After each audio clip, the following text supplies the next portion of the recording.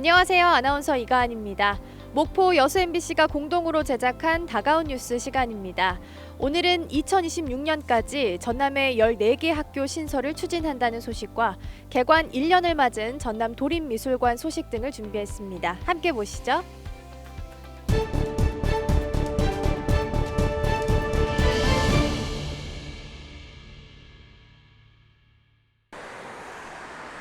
이른 아침 통학버스를 기다리는 남학 신도시의 고등학생들.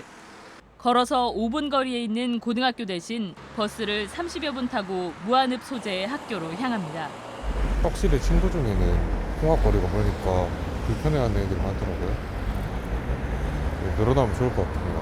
그거들만. 현재 남학 오룡지군의 고등학생은 1,600여 명. 유일하게 한 곳 있는 고등학교는 수년째 정원 초과 상태입니다. 기숙사 운영을 줄이는 대신 학생 사용 공간을 늘리고 있지만 갈수록 늘어나는 학생을 감당하긴 어렵습니다. 교실이 아무래도 좀 좁아서 협소하고 선택 과목 같은 경우는 한 반에 막 책상이 25개씩 있다고 하면 거기에 막 더 많은 인원이 들어가기도 하거든요. 전라남도 교육청은 학교 부족으로 어려움을 겪고 있는 남학 오룡지구를 비롯해 광양과 순천, 나주 등 도내 4개 신도시에 2026년까지 14개 학교 신설을 추진하기로 했습니다.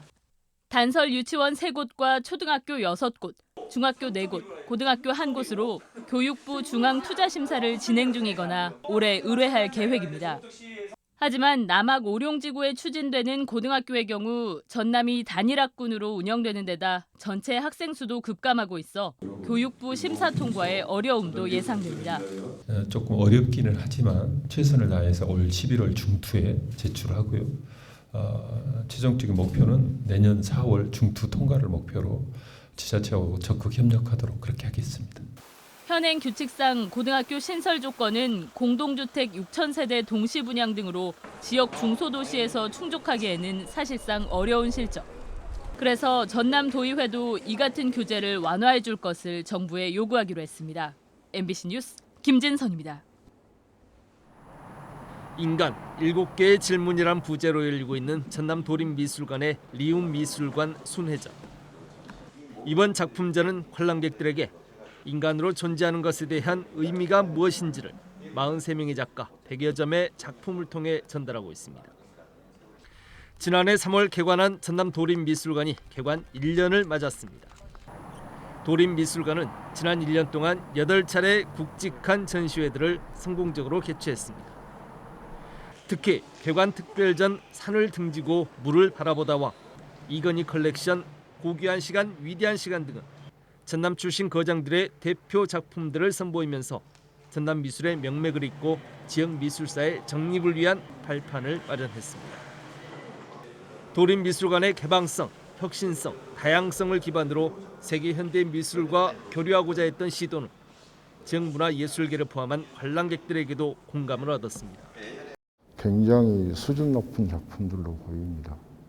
네, 또 뭐 이름만 들어도 유명하신 분들이지만 네, 또 작품 자체를 직접 보니까 사진으로 본 것하고는 훨씬 다르게 도립미술관의 규모와 크기가 전라남도에 살고 있는 내가 작가 활동을 하는 데 있어서 큰 도움이 되겠다. 그런 자부심이 많이 느껴졌어요. 도립미술관의 지난 1년 동안의 누적 관람객들만 모두 9만여 명에 이르고 있습니다. 도립미술관은 올해도 조르지 루오 전시회 등 9차례의 다양한 작품 전시전을 계획하고 있습니다.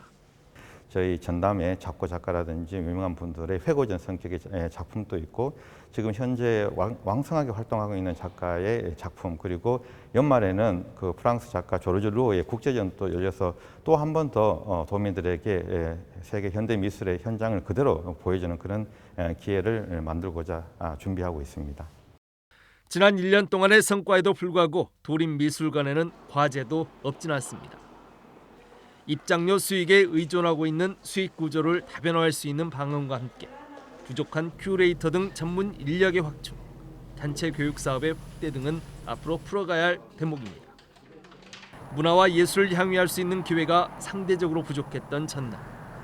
개관 1년을 맞은 전남 도립미술관이 지역의 잠재된 예술 에너지를 깨우고 문화 수준을 제고하는 새로운 거점으로 자리매김하고 있습니다.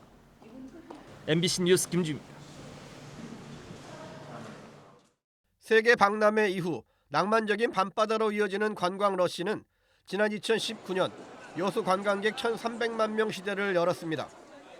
하지만 전 세계적인 코로나19 확산 여파로 2020년에 870만까지 급감했고 다행히 지난해에는 977만 명으로 다시 12%가 늘었습니다.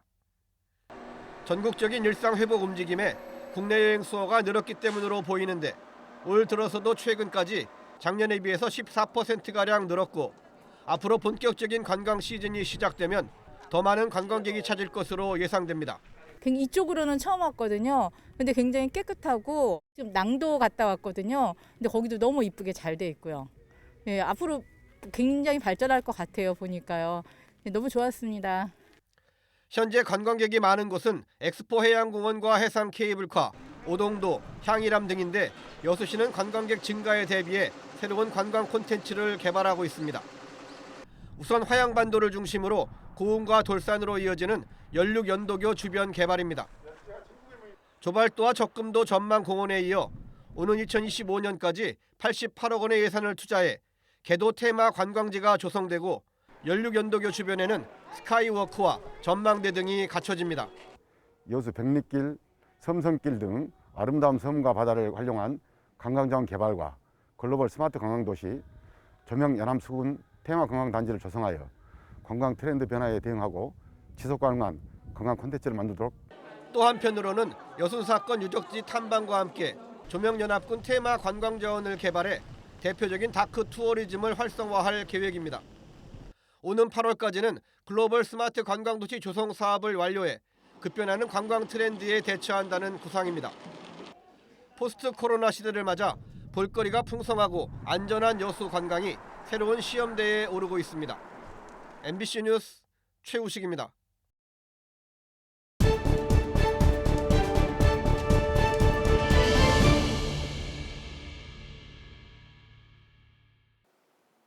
무안국제공항 여객터미널이 텅 비었습니다.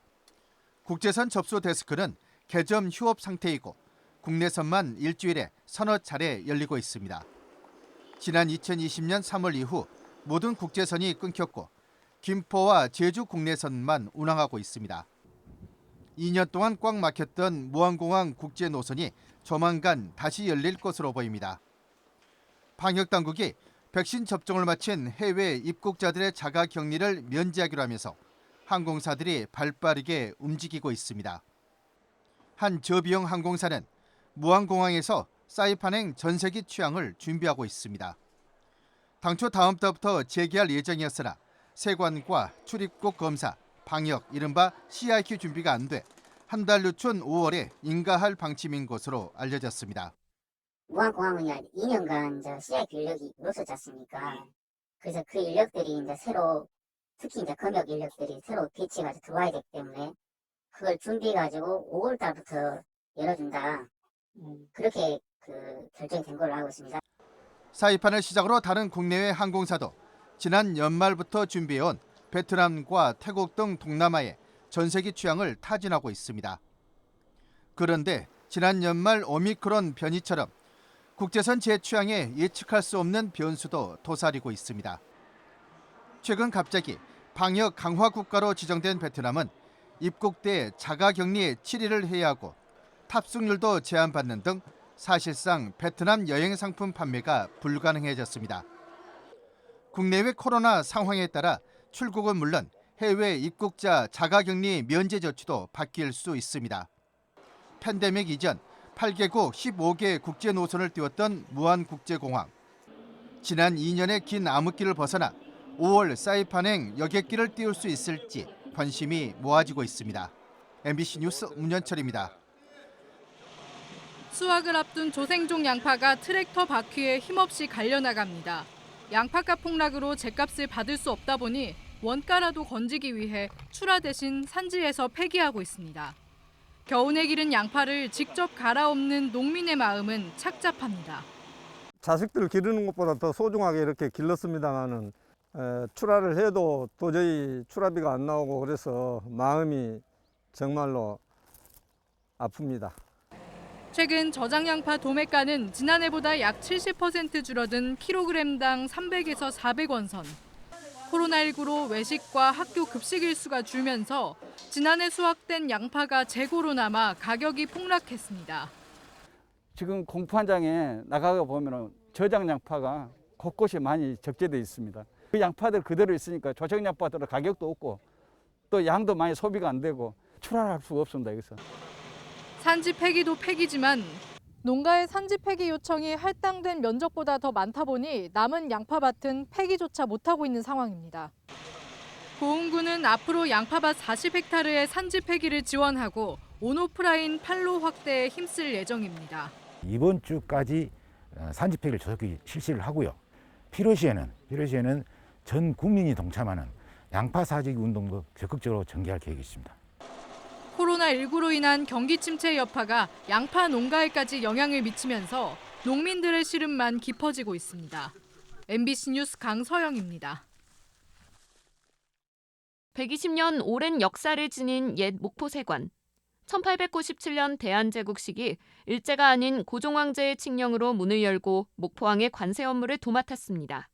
일흑 300이라 불리던 특산품인 김, 쌀, 면화, 소금이 가득 들어찼던 목포세관 창고. 근대기 개항도시의 건축사적 가치를 인정받아 국가등록문화재 제786호로 등록되기도 했습니다.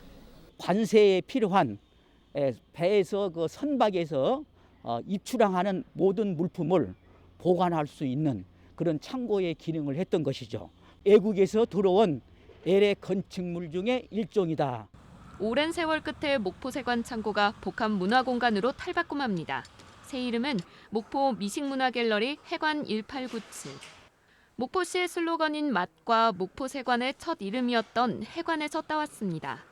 개항의 역사, 그다음에 목포 관광 플랫폼의 어떤 그런 역할, 총체적인 어떤 복합 기능을 함으로써 어떤 지역 주민과 함께할 수 있는 이러한 원도심의 윤활유 같은 역할을 할 수 있는 장소로 기대하고 있습니다. 큰 창고인 미식문화갤러리는 맛을 주제로 간단한 요리 체험과 시식 공간을 마련하고 지역 특색이 있는 식품들을 판매합니다. 또 작은 창고인 해관 1897은 세관의 역사를 담은 전시와 관광지를 안내하는 쉼터로 구성됐습니다. 상권 자체가 많이 이축돼 갖고 있었죠. 그러면 이제 오픈해 놓으니까 아무래도 더 오겠죠. 손님들도 관광객도 많이 찾아오시고. 복합문화공간으로 탈바꿈하는 옛 목포세관은 다음 달 말 정식 개관을 하고 6월부터는 각종 문화 프로그램도 운영될 예정입니다. MBC 뉴스 양정은입니다.